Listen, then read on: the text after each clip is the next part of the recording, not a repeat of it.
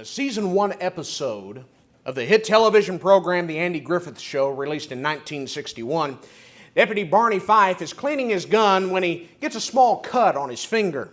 Andy goes across the street to the drugstore to get sulfur powder to clean the wound, when he runs into some of the local ladies who are gossiping about the other women around town. Convinced that there is more to Andy's story than meets the eye, the show depicts the women going out and spreading rumors about this incident that continue to build in severity and outlandishness. One says that Barney was cleaning his gun and got a serious infection. Another down the gossip line says that the way she heard it, Barney was cleaning his gun and ripped off his arm clean to his shoulder. The rumor mill ends with one lady saying on the phone, "Have you heard the news? Barney Fife shot himself in the chest." Such storylines about the mishandling of information and the misunderstandings that come from it have become common tropes and the backbone of nearly all sitcoms on the small screen to date. By the end of nearly every episode, the truth is usually found out and the characters either laugh it off or reconcile with each other and move on, only to get into the same scrapes from the same circumstances the next week. As much as Hollywood would like us to think that such things are laughing matters with no real victims, the Word of God provides a much more stark and sinister reality to these issues. The Bible speaks extensively against the acts of gossip, slander, their synonyms and related actions. These are not actions that ought to be glorified or emulated in the Lord's church and amongst the Lord's people. And yet, I believe that these are issues that all of us, myself included, have stumbled in. And I want to make it very clear that my thoughts tonight are not directed at any one situation, far from it, in fact. And as we go through this topic, I know that my mind has flashed to many mistakes that I personally have made in my own past that I wish I could correct now. And I pray that our study will help us all avoid such mistakes in the future. The questions that we want to answer by the time that we are through are these. Number one, what do the words gossip, slander, and their biblical synonyms mean? Number two, in what biblical context are these sins often condemned? Are they typically just included in sin list or something more specific? Number three, how can Christians identify if information being relayed to them is gossip? Number four, what responsibility do Christians have in confronting gossips? Do they need to rebuke them publicly, report them to the elders, etc.? And finally, how should gossip and slander received about preachers, elders, or leaders affect our decision-making process, whether that be in service or in gospel meetings or in fellowship, etc.? We're going to begin this evening by looking at some word definitions. We will notice biblical examples of dealing with information, how to avoid the sins of gossip, slander, and its affiliates, and then we will conclude by answering some practical questions about the topic. So, tonight we're going to set up some dominoes a little bit, and it might take a little bit of time, but I am confident that once we get them set up, we'll be able to knock them over and get the satisfaction from that. So, let's start here. Webster's dictionary defines it as this: a person who habitually reveals personal or sensational facts about others, rumor or report of an intimate nature, chatty talk, the subject matter of gossip. That's the definition for gossip. For slander, the essential meaning is to make a false spoken statement that causes people to have a bad opinion of someone. As a noun, the utterance of false charges or misrepresentations which defame and damage another's reputation. A false and defamatory oral statement about a person. This is what we commonly are talking about when these subjects come up. However, it's important for us to remember that in most older translations, like the King James Version, words like gossip and slander are rarely used specifically, though their spirit lingers large in the text. And this is merely due to the changing vocabulary that has happened in the English language over the past 400 years. So our topic really extends to all language that is used in communication both to and about individuals. So what biblical words fall under this category? Let's notice in the Old Testament for a moment, such as Proverbs 11 verse 13. It says, "A talebearer reveals secrets, but he who is of a faithful spirit conceals a matter. Additionally, Proverbs 20 verse 19, he who goes about as a talebearer reveals secrets. Therefore do not associate with one who flatters with his lips. Leviticus 19 verse 16, you shall not go about as a talebearer among your people, nor shall you take a stand against the life of your neighbor. I am the Lord. The Hebrew word there is that particular one. And Brown, Driver, and Briggs defines it as slander, slanderer, talebearer, or an informer. So this is something that we see both in the Old Testament and in the New Testament. God's design and His desire for His people has not changed from one covenant to the next. Strong's also defines it as a scandal mongerer, as traveling about, slander, carry tales, or a talebearer. Now let's move to the New Testament. In James 4 verse 11 it talks about that we are not to speak evil of one another. This word is defined as this, to speak against, slander, or accuse. A related word is found in 2 Corinthians 12 and verse 10, where Paul talks about how he takes pleasures in infirmities and in reproaches. Additionally, we have this verse here in 1 Peter chapter 2 and verse 1, therefore laying aside all malice, all deceit, hypocrisy, envy, and all evil speaking. This is a related word to the one there in James 4 verse 11, which means, very similarly, slander, defamation, or evil speech. We have in 1 Timothy 5 verse 13, this is talking about women who are not doing what they need to be doing. And besides, they learn to be idle, wandering about from house to house, and not only idle, but also gossips and busybodies, saying things which they ought not.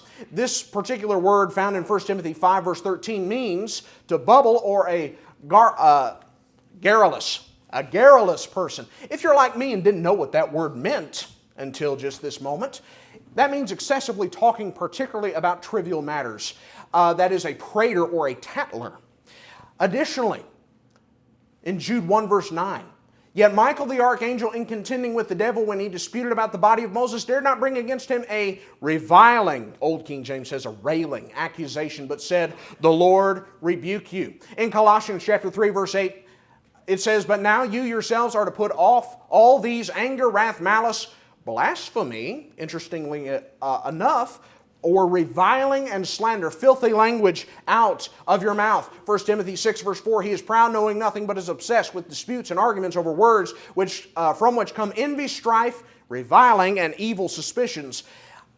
We have more of this particular word. Ephesians 4 verse 31, evil speaking be put away from you. This is blasphemia. Now we know about blasphemous words. I think we know what it means to blaspheme God, but additionally, whenever we blaspheme against God, we can think about this a little bit. It's not just shaking our fist at the sky. It's that which is slanderous and malicious and insulting. That's how Mounce defines it here, blasphemy, slander, or malicious talk. Additionally, in another related word in Titus 3 verse 2, to speak evil of no one they are instructed. And this is a variation of that word. Again, to blaspheme, insult, slander, curse, or to be slandered. Next, 1 Timothy 3 verse 11, likewise talking about deacons' wives. Their wives must be reverent, not slanderers. 2 Timothy 3 verse 3, unloving, unforgiving. This is talking about evil people. They are slanderers without self-control. Titus 2 verse 3, the older women likewise, that they be reverent in behavior, not slanderers, and so on. And this is this word, diablos. And that means to be devilish or malicious, slanderous, as a noun. The devil himself, Satan, or a wicked person who is like the devil. I find that to be very interesting. And then, this will be our final word that we'll look at. In 1 Corinthians 5 verse 11, but now I have written to you not to keep company with anyone named a brother who is sexually immoral, or covetous, or an idolater, or a reviler, or a drunkard, or an extortioner. No, not even to eat with such a person. This is a very serious thing that we are talking about here tonight. And this is what that word means, simply a slanderer or a verbal abuser. So, what we're talking about tonight is not just gossip, it's not just slander, although that is involved in that, but it's also backbiting. It's also tale-bearing. being a false accuser, and blasphemy, and reviling, and railing, and being a verbal abuser against people, and evil speaking itself, malicious talk, defamation, and even, yes, being devilish.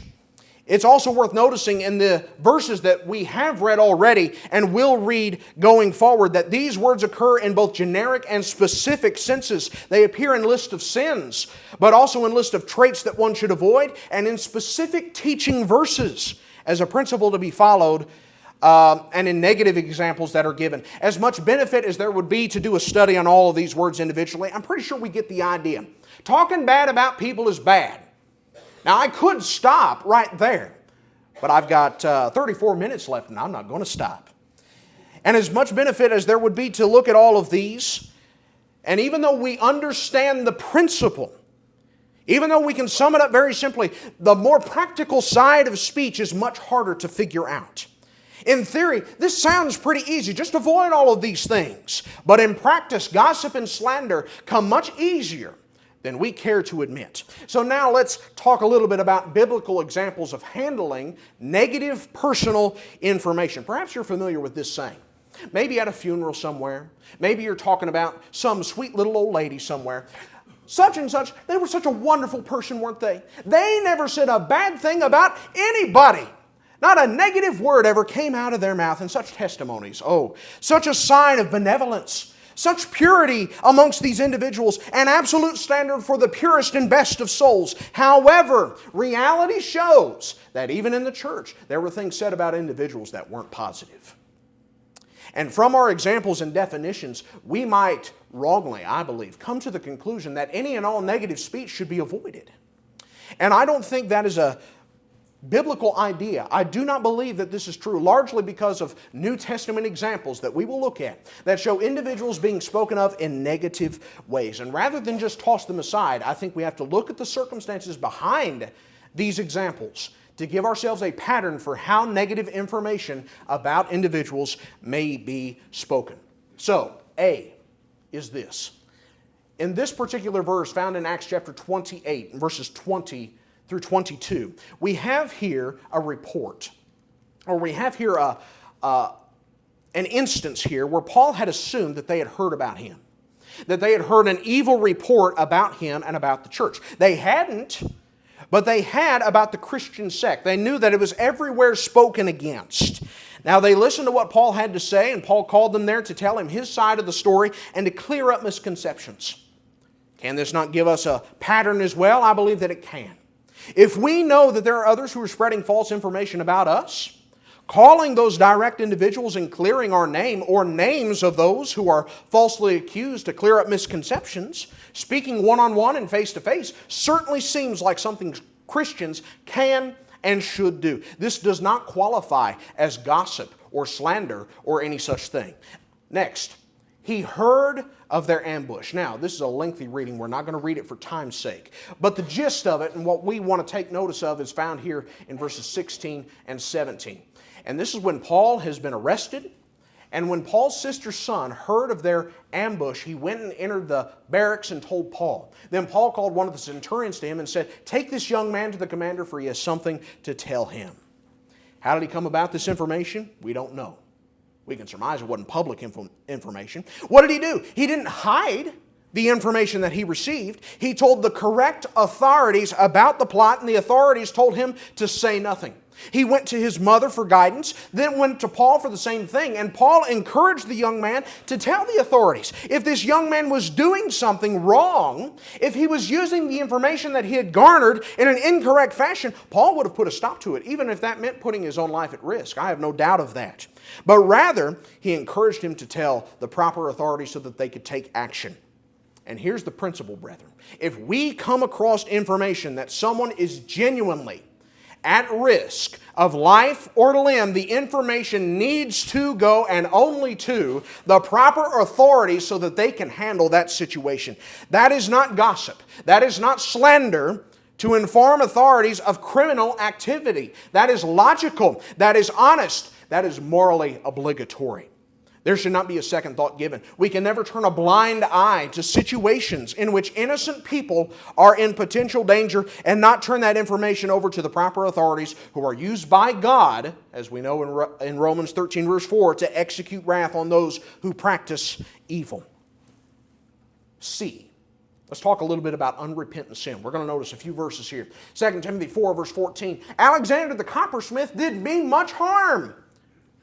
Oh, that's not very nice. May the Lord repay him according to his works. You also must beware of him, for he has greatly resisted our words. Titus 1 verse 12. One of them, a prophet of their own, said, Christians are always liars, evil beasts, lazy gluttons. This testimony is true. Therefore rebuke them sharply, that they may be sound in the faith. 2 Timothy 4 verse 10, for Demas has forsaken me, having loved this present world. 1 Timothy 1 verse 20, of whom are Hymenaeus and Alexander, whom I delivered to Satan, that they may not learn to blaspheme. Continued. 2 Timothy 2 verse 17, and their message will spread like cancer. Hymenaeus and Philetus are of this sort, who have strayed concerning the truth, saying that the resurrection is already past, and they overthrow the faith of some. Philippians 4 verse 2, I implore Euodia and I implore Synecdoche to be of the same mind in the Lord. 3 John verses 9 and 10, I wrote to the church, but Diotrephes, who loves to have the preeminence among them, does not receive us. Therefore, if I come, I will call to mind his deeds, which he does, prating against us with malicious words, and not content with that, he himself does not receive the brethren and forbids those who wish to, putting them out of the church. What do we see in common with all of these examples that we've just looked at?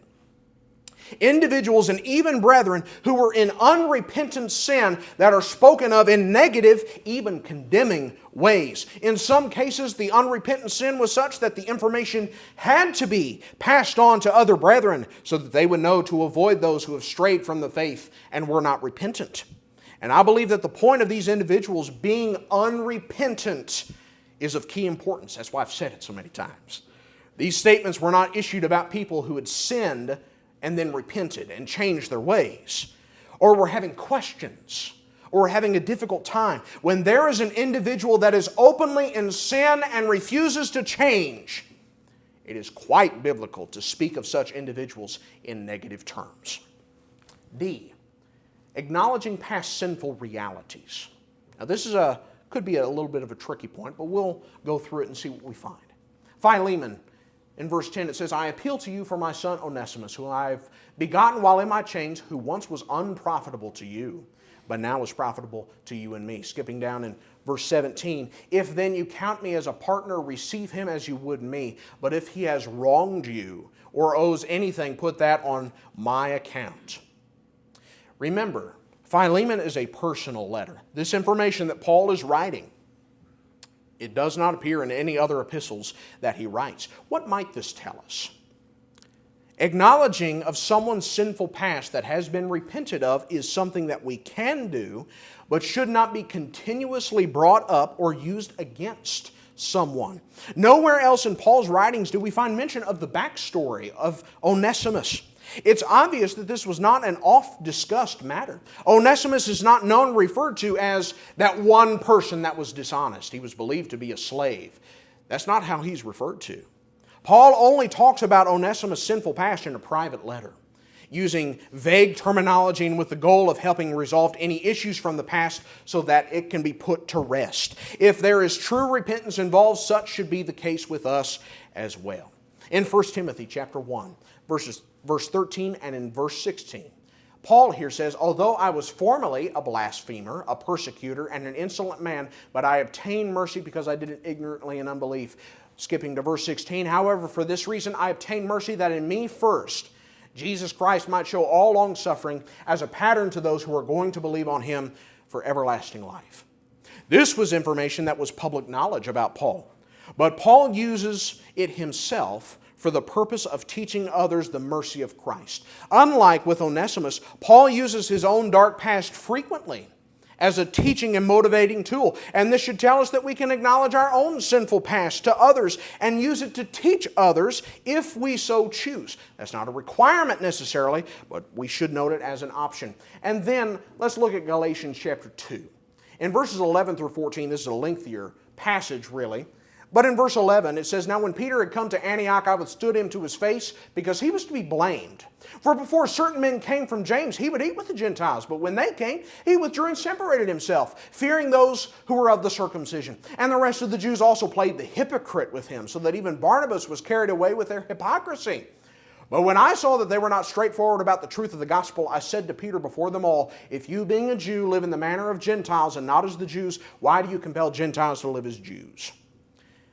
Although this passage might give us some difficulty, I believe that this was public information. This was not a problem in a local congregation or amongst a chosen few, but with other apostles. Information that caused other people from other congregations to go astray. He's not revealing information that would not have been known, particularly because of their actions with the Judaizing teachers. This would have been an example that they would have pointed to as validity for their argument. And in this, Paul does not place any undue responsibility on Peter nor anyone else. And we also see that this information is not used to blacken the name of Peter, but to teach the larger point that Peter had missed. And I know that some of that is supposition, but I believe that it's fair. And in all of this, intent is a very important key.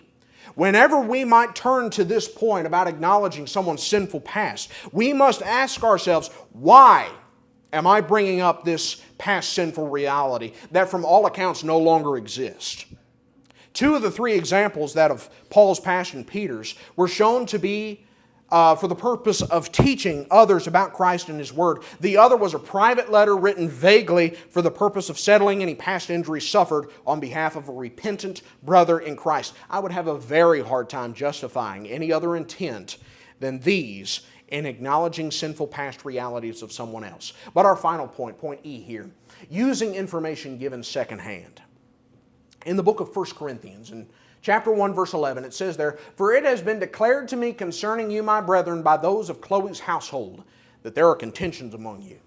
In chapter 5, verse 1, it is actually reported that there is sexual immorality among you, and such sexual immorality as is not even named among the Gentiles, that a man has his father's wife. In chapter 11, verse 18, "For first of all, when you come together as a church, I hear that there are divisions among you, and in part I believe it."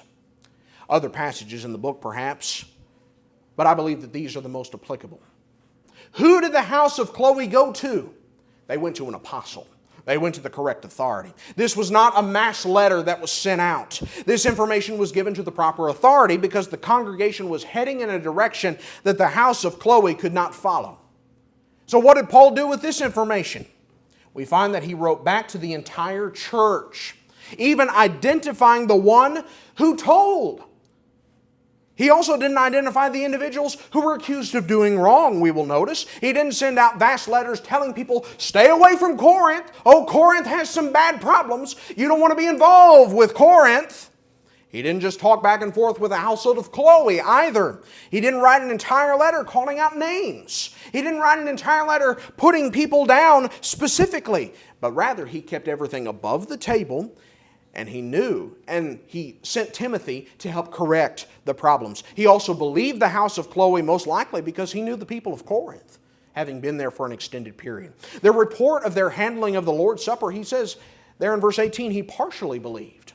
So what did he do? What do you do when you partially believe something? Did he go looking for the validity of the claims to verify whether or not they were true? Did he sit everyone down at Corinth and interview them one by one to get their side of the story?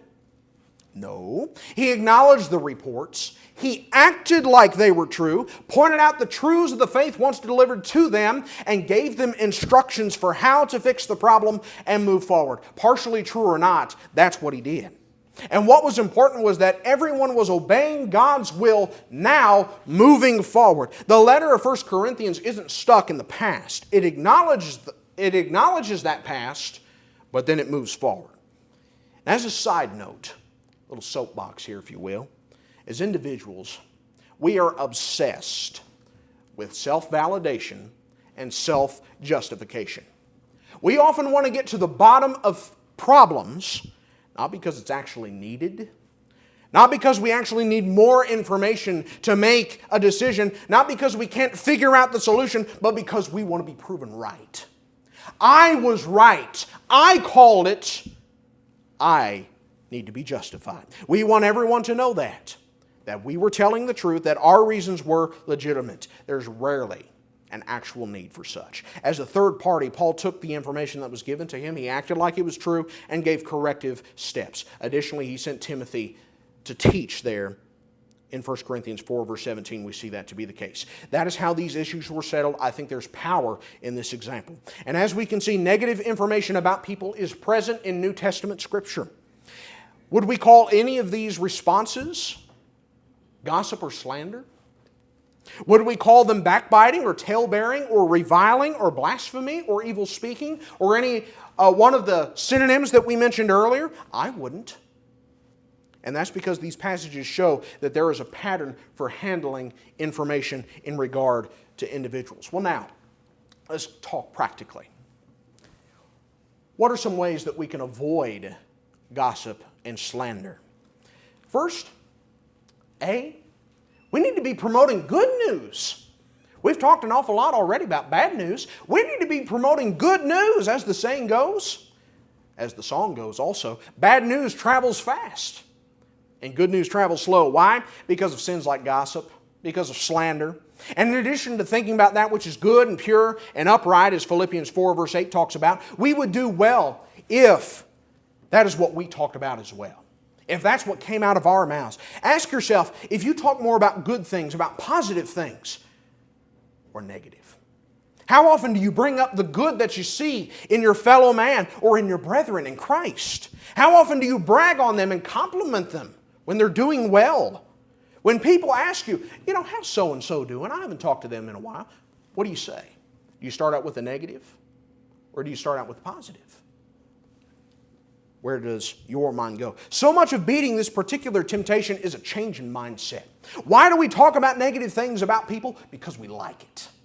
Truthfully. Because we like to feel that outrage. Because we like to follow the drama. As much as we say we don't, we do.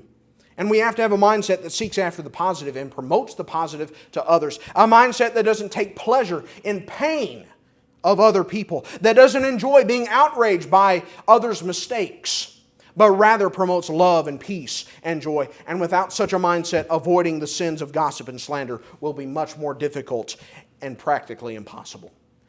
Next, though, let's talk about directly communicating with individuals. Let's notice Matthew 18. In verse 15 it says, "Moreover, if your brother sins against you, go and tell him his fault between you and him alone. If he hears you, you've gained your brother.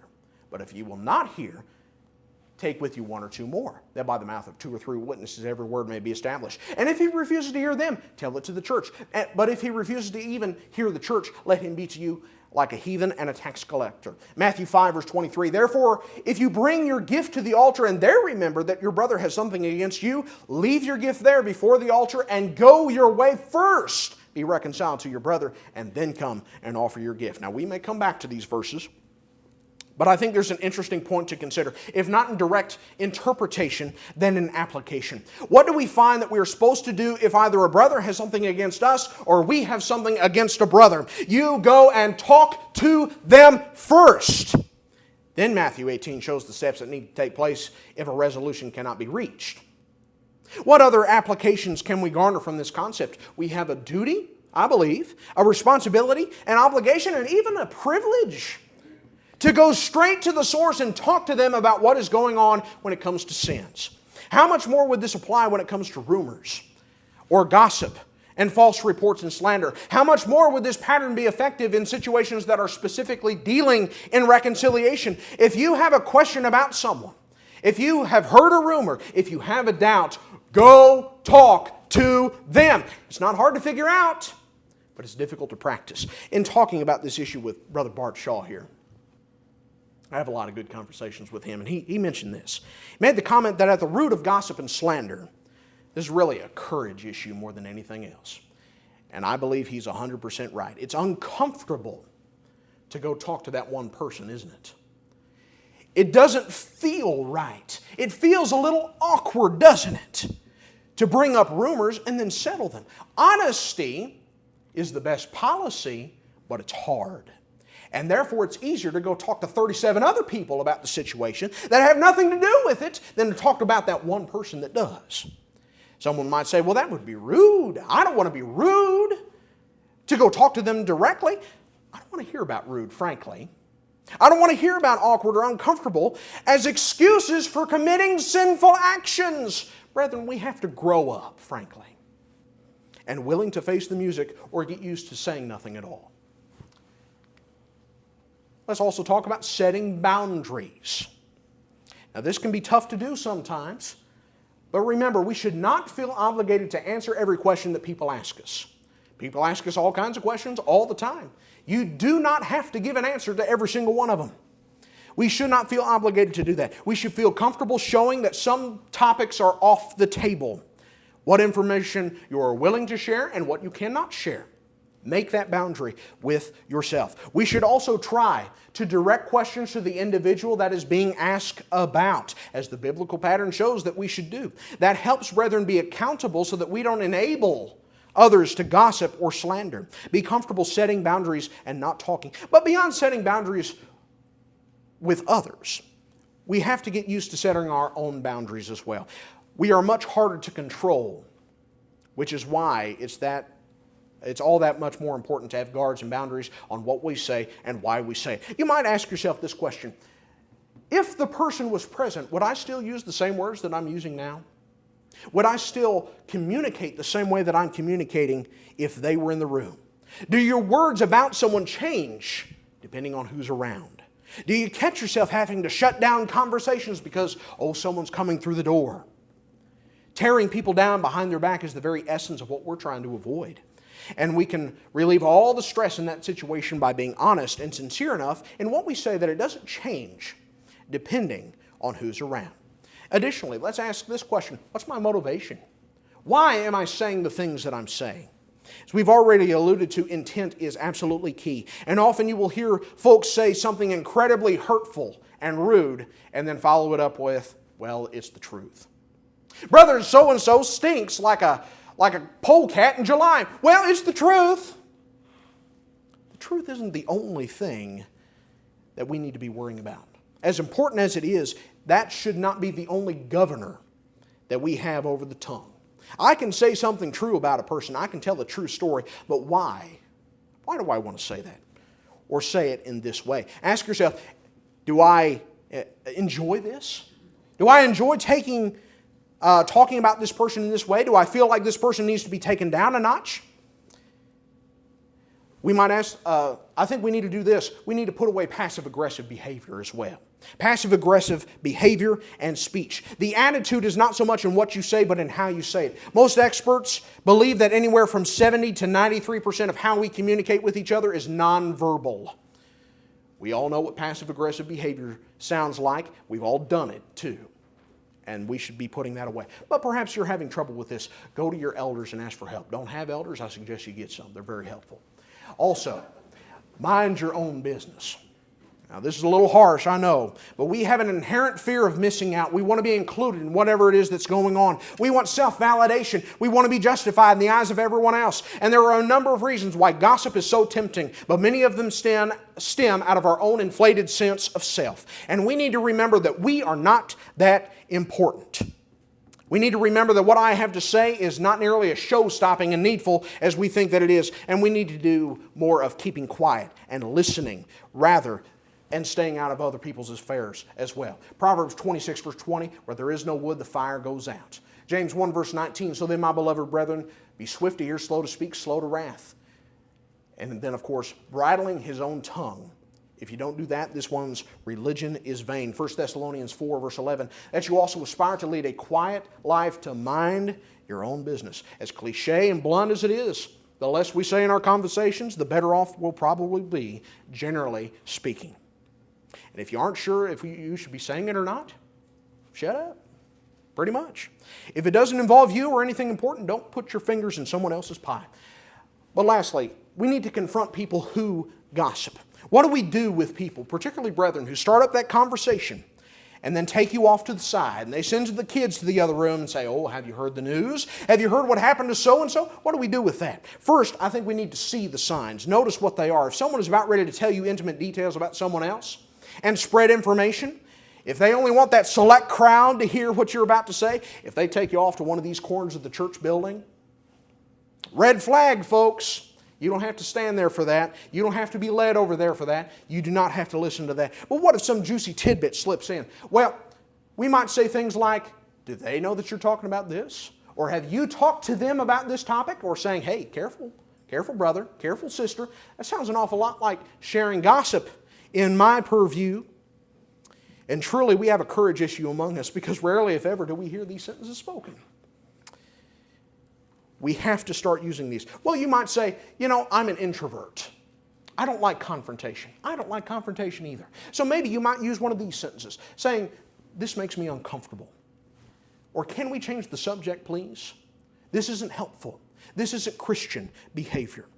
And we have to remember that confronting people about gossip, that's not an option. As much as we wish that it could be. As much as we'd like to just remove ourselves from the equation. From verses like 1 Corinthians 5 verse 11 and 1 Corinthians 6 verse 10, those who habitually commit such sins unrepentantly will not inherit the kingdom of heaven and should be withdrawn fellowship from. That is serious, and it cannot be allowed. But let's conclude here. We've got about 10 minutes or so to talk about practical questions. And these are difficult, and I admit that they're difficult. But let's notice a few. What's the difference between gossip and bearing a burden, if you will, or confiding in someone? Well, we've looked at a great deal of information already, but let's look at this. Galatians 6 verse 2 tells us that we are to bear one another's burdens, doesn't it? Usually those burdens will have details about situations regarding other people. Sometimes our greatest burdens are people, aren't they? At what point does confiding in someone become gossip?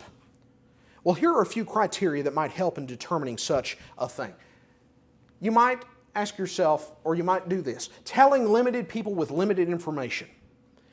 This is not something that you're just telling and spreading at every opportunity that you have. If you are confiding in someone, if you are helping bear a burden, or someone is helping you bear that burden, you're telling limited people, and you're not giving every single detail. They don't need that to make an informed decision. Also, there's a point in telling them. This isn't someone who offers absolutely no help to the situation. That can't actually help you overcome the situation that you're asking to help them bear. Also, they provide you with help that you need. You specify that I am confiding in you. I am giving this to you and I want you to keep it safe. I do not want this spread. And you only communicate with people that you trust. Now, these are suggestions, these are guidelines, these are my personal opinion, but I would suggest that if we can't even meet a few of these, then we may just be regular old gossiping rather than actually confiding in someone or bearing a burden. Next, should we be talking about congregational problems outside of the congregation? Sometimes there's situations that are going on that we need help and wisdom with. That's very, very true.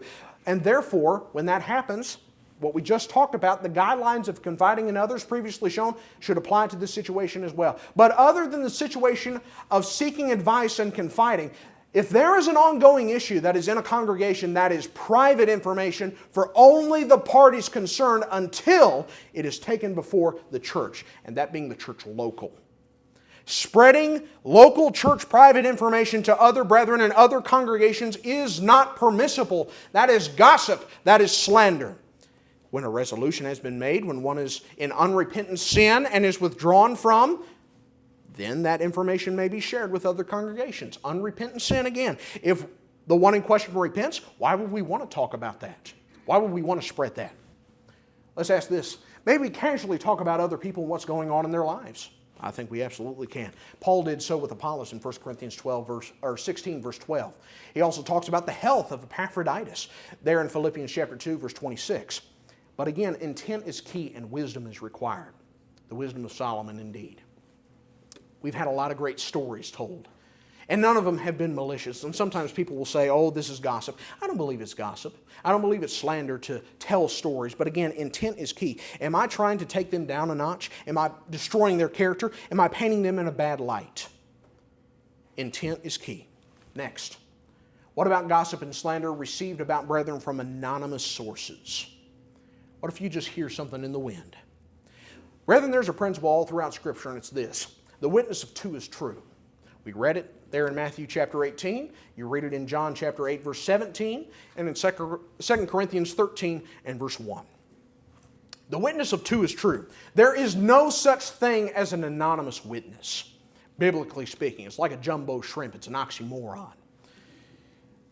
Because the point of witnessing is the fact that you are making yourself known and putting your character and reputation as someone trustworthy and reliable on the line because of that which you have witnessed. Now, yes, in our legal system there are anonymous witnesses, but not totally anonymous. There are still people who know who they are, and out of fear for their lives, they determine that their identity should be kept from the general public.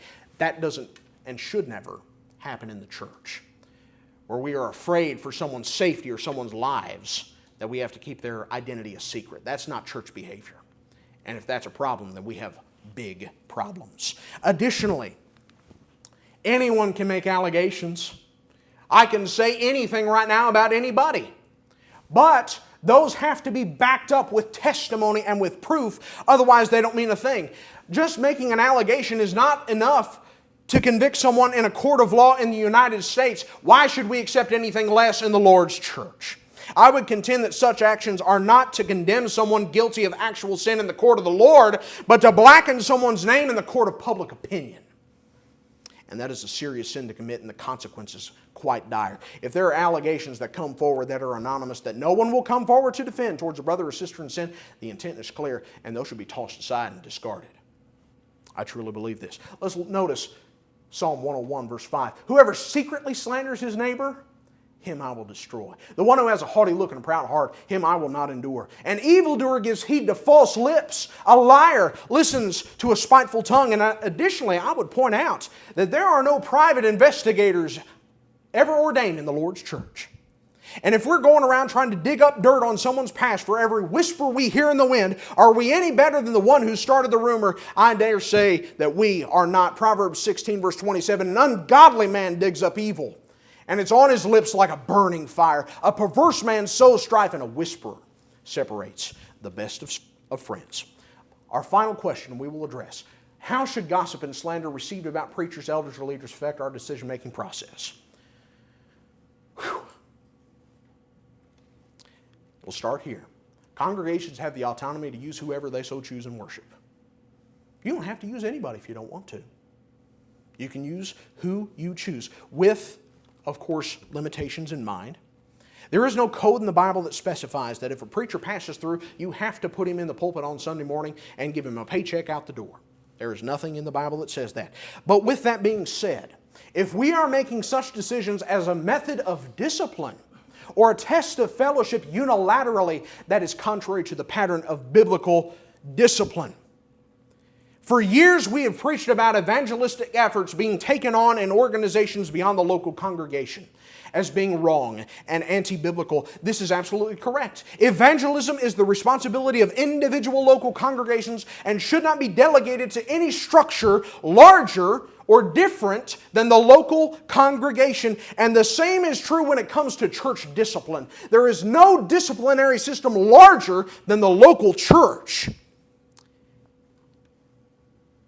We are wrong if we think we can have 4 or 5 congregations over here decide they won't use someone in services or won't invite them for a gospel meeting because they heard a rumor, they heard this, they heard that, and without informing his local congregational leadership about sin, without using Matthew 5, without using Matthew 18 to resolve the conflict, no, we just won't ask him here anymore because we don't like him and think he's in sin. That's a disciplinary system larger than the local congregation. It's wrong, and it's caused more sin in church politics than near anything I can think of. If there is a brother in sin, the local congregation disciplines him according to the Bible. If that has not happened, what authority does any other congregation have to do it? Unilaterally.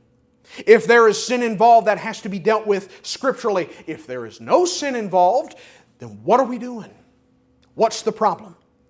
And if there are brethren that are genuinely concerned, that believe these allegations, there's 2 places to go. You go to the individual first, And then you go to the local leadership of the congregation second. If there is no need for concern on either of these fronts, it should not affect our decision-making process. We have 1 minute left, and I will conclude here. I'm going to put these verses up here on the board.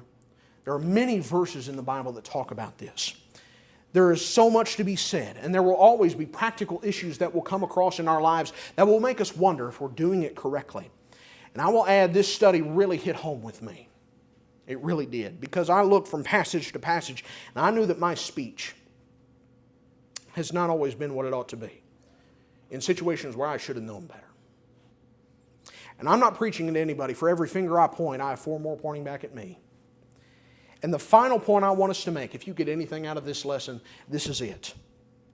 Love, kindness, and respect towards our fellow man, and in particular our brethren, must reign supreme. So much harm could be avoided and past wrongs made right if we remember these very basic truths. Love one another. Thank you.